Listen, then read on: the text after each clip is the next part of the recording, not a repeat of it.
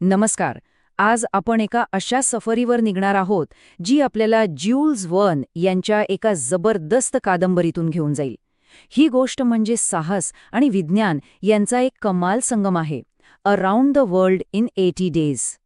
तर गोष्ट सुरू होते लंडनमध्ये. तिथला एक प्रतिष्ठित रिफॉर्म क्लब. आणि तिथे एका श्रीमंत गृहस्थाने एक अशी पैज लावली जी ऐकायलाच अशक्य वाटते. आणि इथूनच एका महाप्रवासाला सुरुवात होते. आपल्या कथेचा नायक फिलियस फॉग चक्क 20,000 पाऊंडांची पैज लावतो. आता त्या काळात 20,000 पाऊंड म्हणजे काही साधीसुधी गोष्ट नव्हती.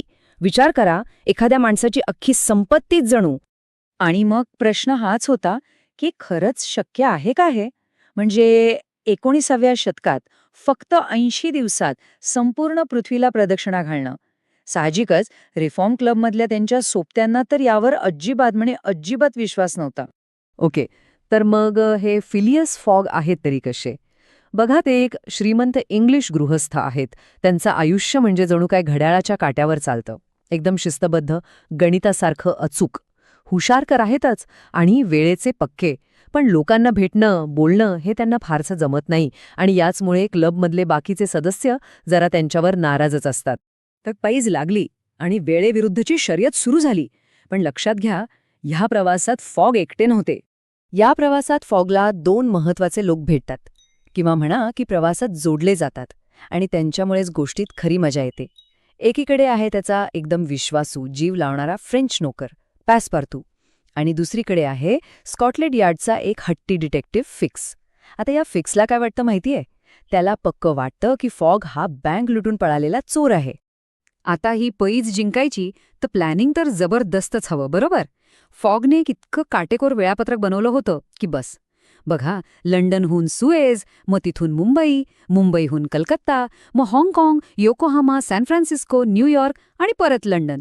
सगळा प्रवास रेल्वे आणि स्टीमरने. यात 1 मिनिट जरी इकडे तिकडे झाला तरी खेळ खाल्लास. पण कुठलाही प्रवास ठरवल्याप्रमाणे होतो का? नाही ना. फॉगच्या प्रवासातही काही अनपेक्षित वळणं आली. त्यांच्या वेळापत्रकात पहिला मोठा अडथळा आला आणि याच वेळी त्यांचा खरा स्वभाव कसा आहे हे जगासमोर आलं. झालं असं की ते भारतात पोहोचले आणि त्यांना कळलं की अरेच्छा, इथला रेल्वे मार्ग तर अजून पूर्णच झालेला नाहीये. आता काय करणार? मग फॉग आणि पासपार्थूंना प्रवासासाठी एकदम वेगळंच साधन शोधावं लागलं. आणि ते म्हणजे चक्क एक हत्ती. आणि याच हत्तीच्या प्रवासात त्यांची भेट होते औदाशी. कोण आहे ही औदा? ती एक दयाळू, धाडसी भारतीय राजकन्या आहे. तिचे विचार आधुनिक आहेत, पण पतीच्या मृत्यूनंतर काही जुन्या भयंकर रूढींमुळे तिचा जीव धोक्यात आलेला असतो. आणि इथे आपल्याला फॉगच्या त्या शिस्तबद्ध, कठोर चेहऱ्याच्या आत दडलेला माणूस दिसतो. त्यांची पैज, त्यांचं वेळापत्रक सगळं धोक्यात आलेलं आहे. तरीही ते औदाला वाचवण्याचा निर्णय घेतात. ते म्हणतात, मी माझी संपत्ती पणाला लावली आहे तर मी माझा जीवही धोक्यात घालू शकतो. खरंच हा क्षण दाखवून देतो की त्यांच्यासाठी माणुसकी पैजेपेक्षा कितीतरी मोठी होती. चला तर, अनेक अडथळे पार करत प्रवास आता शेवटच्या टप्प्यात पोचतो. पण म्हणतात ना, शेवटपर्यंत काहीही होऊ शकतं. आणि इथेच नियती एक शेवटचा डाव खेळते. असं वाटू लागतं की आता सगळंच संपलं. ते इंग्लंडला परत आलेत, लिव्हरपूलला पोचलेत. आता लंडन फक्त काही तासांवर आहे. जिंकणं अगदी दृष्टीपथात आहे. पण ऐनवेळी एक मोठा धक्का बसतो. तोच तो डिटेक्टिव्ह फिक्स, आठवतंय? त्याच्या हातात आता अटक वॉरंट आहे. आणि तो फॉगला बँक दरोड्याच्या आरोपाखाली अटक करतो. ऐन वेळेवर. थोड्याच वेळात सगळा गोंधळ निवळतो. खरा चोर पकडला जातो आणि फिक्सची मोठी चूक सगळ्यांसमोर येते. फॉगची सुटका तर होते, पण तोपर्यंत खूप उशीर झालेला असतो. लंडनला जाणारी शेवटची ट्रेन सुटलेली असते. 80 दिवस पूर्ण झाले. फॉग लंडनला परततायत, पण एका पराभूत माणसासारखे. त्यांना वाटतंय की ते फक्त काही मिनिटांनी हरले आहेत. पैज गमावल्याचं दुःख त्यांच्या चेहऱ्यावर स्पष्ट दिसतंय. पण थांबा, गोष्ट अजून संपलेली नाही.